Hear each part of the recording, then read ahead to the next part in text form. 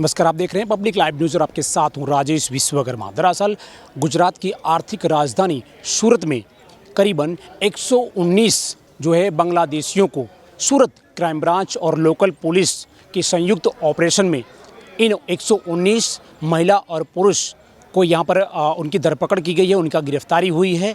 कहाँ पे रखा गया है और कैसे इनको डिपोर्ट किया जाएगा, उसके लिए हाल में पूरी प्रोसीजर शुरू कर दी गई है। आप देख सकते हैं कि ये भिक्षुक स्वीकार केंद्र विभाग है, जहाँ पर यहाँ पर महिलाएं और जिन पुरुषों को, बांग्लादेशियों को पकड़ा गया है। कुल मिलाकर अलग अलग इलाकों से इनको गिरफ्तार किया गया है। रांदेर की बात करें, भिस्तान, ऊन एंड लिम्बायत, ये तमाम वो इलाके हैं जहां पर घनिष्ठ ज़्यादा से ज़्यादा मुस्लिम समाज और बांग्लादेशियों वहां पर छुपकर रहते हैं। अपना जो नागरिकता है वो वहां पर छुपाया जाता है। और कैसे ये लोग बांग्लादेश से भारत का बॉर्डर जो है क्रॉस करते हैं और अनलीगल जो फर्जी दस्तावेज है उसको बनाते हैं और एजेंट के थ्रू जो है ये भारत देश के अंदर प्रवेश करते हैं। और उसके बाद जो है सूरत के ऐसे कई इलाके हैं जहां पर ये छुपकर आराम से रहते हैं और धीरे धीरे करके भारत के नागरिकता को अपना पहचान बनाकर यहाँ पर रहने लगते हैं। ऐसे में सूरत क्राइम ब्रांच और लोकल पुलिस द्वारा एक ऑपरेशन चलाया गया। इस ऑपरेशन में कुल 119 बांग्लादेशियों को अब तक गिरफ्तार किया गया है, जिसमें महिला भी शामिल है, इसके अलावा पुरुष भी शामिल हैं। हालांकि अब देखने वाली बात ये होती है कि केंद्र सरकार और जो होम मिनिस्ट्री है उनके द्वारा किस तरह की कार्रवाई होती है और इन 119 लोगों को जो गिरफ्तार किया गया है कैसे इनको बांग्लादेश डिपोर्ट करना है, उसके लिए क्या कुछ प्रोसीजर करनी है। गुजरात राज्य सरकार और मिनिस्ट्री से ये पूरी तरह से जो है ये समीक्षा बैठक होगी। उसके बाद जो है इन 119 जो गिरफ्तारी की गई है बांग्लादेशियों को, उनको बांग्लादेश भेजने का जो काम सूरत पुलिस जो है और क्राइम ब्रांच लोकल पुलिस मिलकर जिस तरह से ऑपरेशन को अंजाम दिया है, आने वाले समय में उन जो एजेंट और दलाल है जिनके माध्यम से बांग्लादेश से भारत के अंदर प्रवेश करते हैं, वो तमाम के ऊपर भी कार्रवाई जो है क्राइम ब्रांच या फिर बड़ी एजेंसियां कर सकती हैं। तब तक के लिए आप देखते रहिए पब्लिक लाइव। जी सर, पिछले 48 घंटे के अंदर सूरत पुलिस की अलग अलग टीमें, जिसमें कि क्राइम ब्रांच, एसओजी और अलग अलग थानों की टीमें भी हम सब ने मिलकर तकरीबन 119 गैरकायदेसर बांग्लादेशी जो भारत में प्रवेश किए हैं उनको राउंड अप किया है और आगे की कार्रवाई उनकी अभी चल रही है। हम लोगों का ये ऑपरेशन सूरत शहर के अलग अलग विस्तारों में चला, जैसे भेस्तान, पांडेसरा एरिया, ऊन, सचिन, लिम्बायत, चौक बाज़ार। ये सभी 119 लोग अभी सूरत पुलिस के कस्टडी में है और इनके ऊपर जो भी गैरकायदेसर घुसटखोर का प्रोसीजर होता है वो सब अभी स्टार्ट कर दिया गया है और इनका जॉइंट इंटीग्रेशन होगा। उसके बाद डिपोर्टेशन का प्रोसीजर किया जाएगा। सर, ये लोग कैसे आए थे इंडिया में और कितने सालों से रहे थे, काम धंधा क्या कर रहे थे ये? देखिए, ये 119 लोग हैं टोटल, तो सब लोग अलग अलग समय पे अलग अलग तरीके से आए हैं। काम धंधे में कोई लेबरर है तो कोई किसी प्रकार का जैसे छोटे छोटे जो काम होते हैं, कहीं कोई पेंटर हो सकता है, कोई वेल्डर हो सकता है। अलग अलग काम अलग अलग समय पे लोग करते रहते हैं। कोई एक काम लंबे समय तक किया हो ऐसा कुछ भी नहीं है।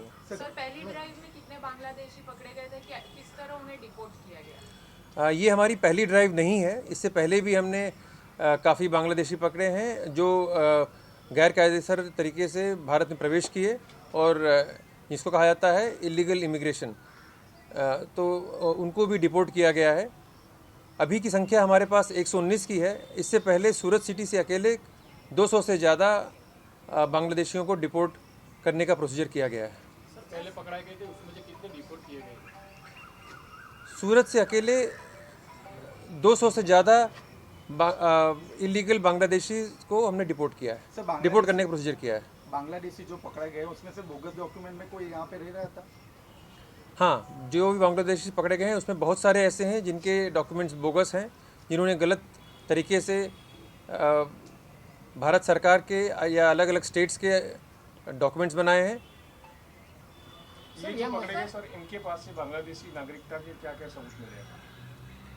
बांग्लादेशी नागरिकता के सबूत इनसे पूछताछ में बहुत सारे प्रकार के मिलते हैं, और जब हम श्योर हो जाते हैं कि ये बांग्लादेशी नागरिक हैं और भारत में गैर कायदेसर तरीके से इन्होंने प्रवेश किया है, तभी हम ये कार्रवाई करते हैं। सर बांग्लादेश सरकार एक्सेप्ट की है कि हमारे नागरिक? देखिए, हमारा एक अपना प्रोसीजर है, हम बांग्लादेश सरकार से कोई संपर्क नहीं करते हैं डायरेक्टली। हमारा प्रोसीजर अपने होम गवर्नमेंट और सेंट्रल गवर्नमेंट के थ्रू होता है, उनका अपना आगे का प्रोसीजर है। ये लोग वापस नहीं आ जाए इसके लिए किस तरह की कार्यवाही है? इसके लिए अभी हाल में डेवलप किए गए हैं FIP मॉड्यूल्स, जिसमें कि हम इनका जो बायोमेट्रिक्स लेते हैं, ऐसी कोशिश की जा रही है पूरी कि उन बायोमेट्रिक्स को हम लोग बाकी एजेंसी के साथ शेयर करें, ताकि इनके दोबारा से गैर कायदेसर डॉक्यूमेंट्स न बन पाएँ। सर ये जो रहते हैं वो भी क्या इलीगल इलाका है, इलीगल घर में रहते हो, ऐसा कोई जानकारी मिली? देखिए, इलाका तो इलीगल नहीं हो सकता, क्योंकि इलाका पूरा इंडिया के अलग अलग पार्ट्स हैं, सूरत शहर के पार्ट्स हैं, लेकिन घर शायद अगर एक एक का हम लोग घर देखने जाएं तो उसमें से कुछ इंक्रोचमेंट वाले घर तो होंगे ही, पर वो बाद के लिए कार्रवाई है। फिलहाल हमने 119 लोगों को रोक कर रखा है और उनके ऊपर इलीगल तरीके से जो इंडिया में आए हैं उसके ऊपर कार्रवाई हो रही है। सर, इनको भेजने वाले मास्टरमाइंड कौन है सर? कौन यहाँ उनको भेजता है? कोई मास्टरमाइंड के बारे में कुछ पता चला है? कोई एक मास्टरमाइंड इसमें बताना मुश्किल होगा, क्योंकि सब लोग जैसा मैंने बताया अभी अलग अलग समय पे अलग अलग तरीके से आए होंगे। सर कोई अवैध प्रवृत्ति में जुड़े हुए हैं? अवैध प्रवृत्ति में अभी इमीडिएटली तो जो पकड़े जाते हैं उनके ऊपर अलग तरह की कार्रवाई होती है, क्योंकि वो फिर कोर्ट के अधीन होते हैं।